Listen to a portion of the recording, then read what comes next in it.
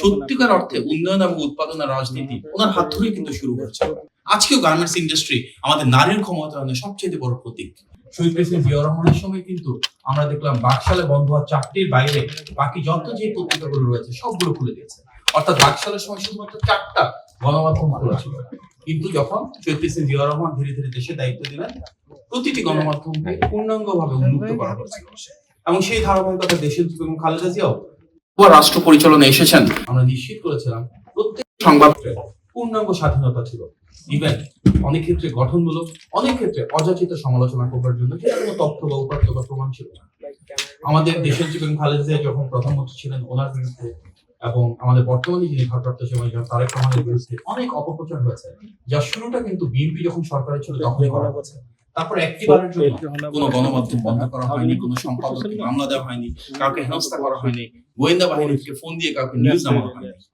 এই বাক স্বাধীনতায় বিএনপি রাজনীতির একটি অন্যতম মৌলিক স্তম্ভ।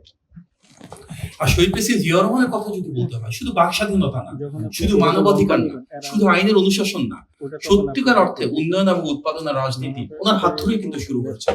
আজকে আমাদের যে সত্তা আমরা বলি আমরা স্বাধীন সার্বভৌম বাংলাদেশ চাই, সেই স্বাধীনতা তোমার স্বাধীনতা ঘোষণার মাধ্যমে শুরু হয়েছে। আমরা যে সার্বভৌমত্বের কথা বলি, নতজন পররাষ্ট্র নীতি থেকে বেরিয়ে এসে সারা বিশ্বের সাথে সম্পৃক্ততা গড়ে তোলা, এটা অনেক সময় শুরু হয়েছে। আজকে বইগুলোর ভিতরে একটা রয়েছে বিদেশের সাথে সম্পর্কের বিষয়, আন্তর্জাতিক সম্পর্ক উন্নয়নে জিয়াউর রহমান।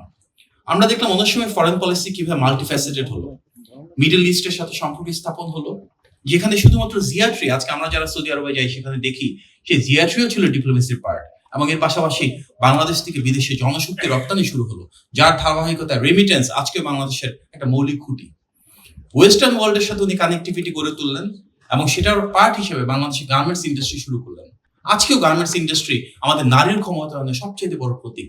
তার মানে আজ থেকে প্রায় 5 দশক আগে ধীরে ধীরে শহীদ প্রেসিডেন্ট জিয়া রহমান যে পলিসিগুলো নিয়েছিলেন, এত বছর পেরিয়ে যাওয়ার পরও আজও বাংলাদেশের অর্থনীতিতে দাঁড়িয়ে আছে সেই গার্মেন্টস রপ্তানি এবং জনশক্তির রপ্তানির উপর ভিত্তি করে। আমাদের মৌলিক সত্তা আমরা একটা গণতান্ত্রিক বাংলাদেশ চাই। বাকশালে পরে বহুদলীয় গণতন্ত্র কিন্তু শহীদ প্রেসিডেন্ট জিয়া রহমানের হাত ধরেই শুরু হয়েছিল। আজকের বাংলাদেশের সবচেয়ে যে বড় আমরা ভোটার ব্যাংকের কথা বলি, আমাদের ভোটার ডেমোগ্রাফির বাইরে জনসংখ্যার একটা বড় অংশে যে নারী, ওনাদের কথা বলি, যুবক যুবতী তরুণ তরুণীদের কথা বলি, ওনাদের জন্য সেই ধী শক্তি নিয়ে উনি কিন্তু সর্বপ্রথম মহিলা ও শিশু মন্ত্রণালয় সৃষ্টি করেছিলেন, আলাদাভাবে যুব মন্ত্রণালয় সৃষ্টি করেছিলেন। অর্থাৎ শহীদ প্রেসিডেন্ট জিয়া রহমান খুব স্বল্প সময় দেশ পরিচালনা করলেও ওনার সেই রাষ্ট্রনায়কোচিত চিন্তা ভাবনা ছিল, যেটার উপর আজও বাংলাদেশের স্বাধীনতা, সার্বভৌমত্ব, গণতন্ত্র এবং উন্নয়ন এবং উৎপাদনের রাজনীতির আকাঙ্ক্ষা দাঁড়িয়ে রয়েছে।